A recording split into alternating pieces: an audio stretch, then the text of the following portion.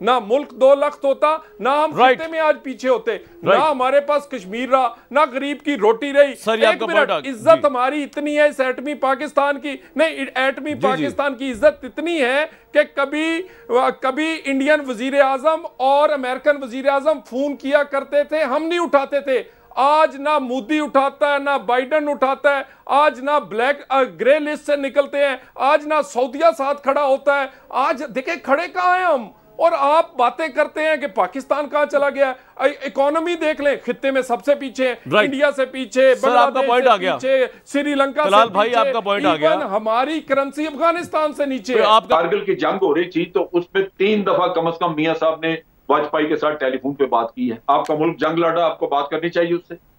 ये बिल्कुल आपको टाइम दूंगा। तो मैं ये बात कहना नहीं चाहता था। उस वक्त के आर्मी चीफ ने पूरी मियां नवाज शरीफ को मिन्नत की थी आके कि खुदा के लिए अब हमारी इज्जत से जान छुड़ा दें, और हमने सब कुछ किसी इदारे पे डालने की बजाय अपने ऊपर लिया, क्योंकि हमारा पाकिस्तान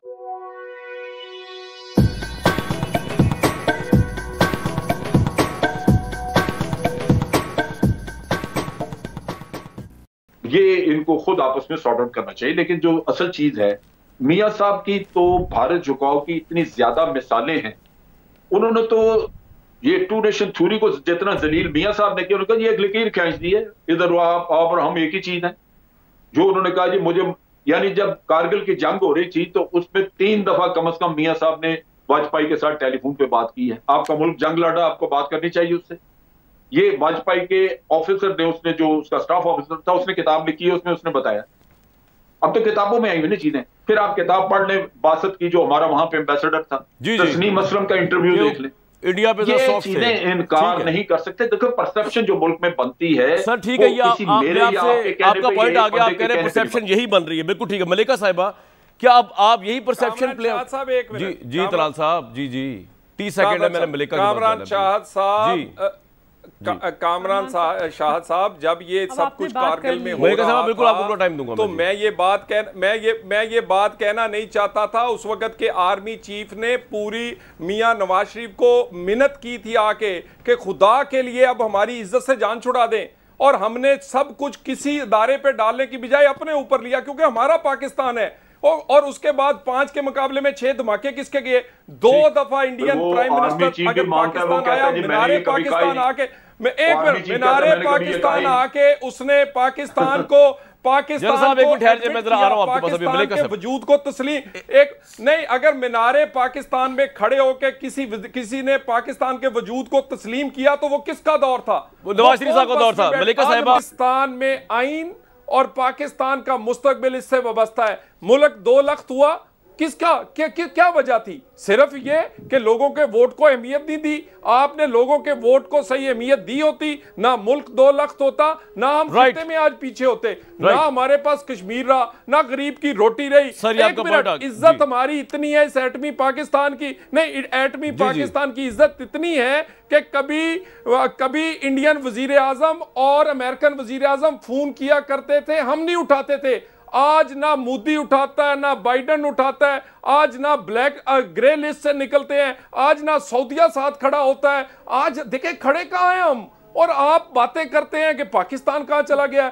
इकोनॉमी देख लें, खित्ते में सबसे पीछे, इंडिया से पीछे, बांग्लादेश से पीछे, श्रीलंका से भाई आपका पॉइंट आ गया। हमारी करेंसी अफगानिस्तान से नीचे। आपका पॉइंट आ गया। वो तो लगता यह है कि इनकी पूरी पार्टी में अब ये एक लाइन है कि बस इंडिया है, पाकिस्तान तो है कोई चीज नहीं। राइट तलाल साहब, अगर ये आपका इमेज उभर के सामने आ गया कि आप प्रो इंडिया हैं, प्रो मोदी हैं, और जिस तरह जल्ल साहब कह रहे हैं, इतनी समझ तो होनी चाहिए थी मियां साहब को कि पाकिस्तान को जब ब्रोथल कहा तो वहाँ तो आप भी रहते हैं, मैं भी रहता हूँ, नवाज शरीफ साहब की फैमिली भी रहती है, तो उनको ऐसे शख्स के मुंह पे थूकना नहीं चाहिए था। जल्ल साहब ने जो कहा है, क्या इस वजह से आपको लगता है आपको अवाम में थोड़ी नापसंदगी देखी गई है, बैड टेस्ट है? तलाल साहब देखिए, मेरा ख्याल है कि आज के दिन भी अफगानिस्तान हुकूमत का अगर कोई सरेंडर करता है तो उसको हम उसकी क्या कहते हैं प्रेस रिलीज भी देते हैं, उसको पनाह भी देते हैं, उनसे तावन भी कर रहे हैं। जो सिक्योरिटी की एक मीटिंग पे ब्रीफ हुआ है उस पर भी ये नहीं कहा गया कि अब अफगानिस्तान में जो अफगान हुकूमत या उनके नुमाइंदे हैं वो सारे के सारे नापसंदीदा हैं। ये सारी की सारी ये जो शोबदाबाजी, ड्रामेबाजी, ये इलेक्शन के करीब आती है। आप कोई पाकिस्तान का इलेक्शन देख लें, गद्दारी में माशाल्लाह नंबर 1 फातिमा जिन्ना है।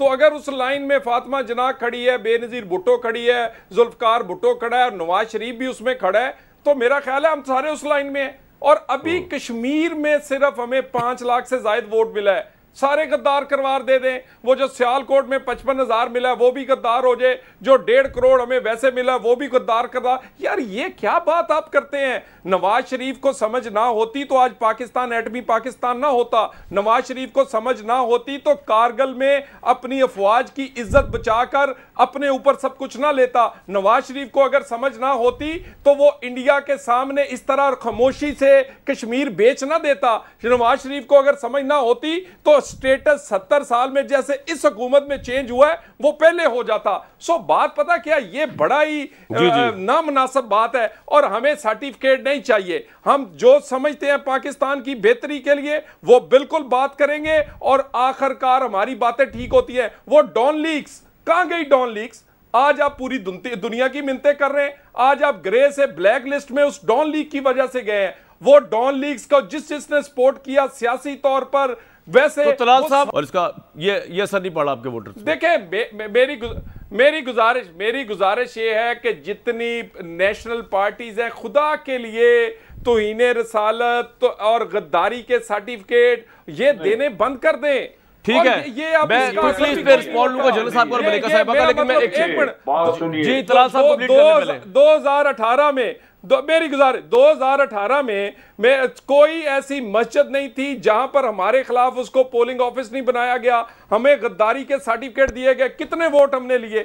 आज भी हम आपके मुताबिक सेकंड लार्जेस्ट पार्टी हैं। सो ऐसा ना करें। ठीक है तलाल भाई, पॉइंट आ गया आपका। एक तो मैं फॉर द रिकॉर्ड बता दूं कि एफएटीएफ कब पाकिस्तान का स्टेटस जो है वो अब ब्लैक लिस्ट नहीं रहा, वो ग्रे में आ गया पाकिस्तान, अल्हम्दुलिल्लाह। जनरल साहब एंड देन मलिका साहब। जनरल साहब वो कह रहे इतने आप ना समझ रही है नवाज शरीफ साहब जितना आप समझ रहे हैं। देखिए कामरान, मैं एक चीज बताऊं, गद्दार वगैरह कहना वो मुनासिब नहीं, हम नहीं कहते, ना किसी ने कहा है। इनको गद्दार जो है वो इनकी अपनी पॉलिटिकल पार्टीज आपस में कहती हैं। मोदी का जो यार है गद्दार है, ये उसका नारा था बिलावल का, हमारा नहीं था, या किसी और का नहीं था।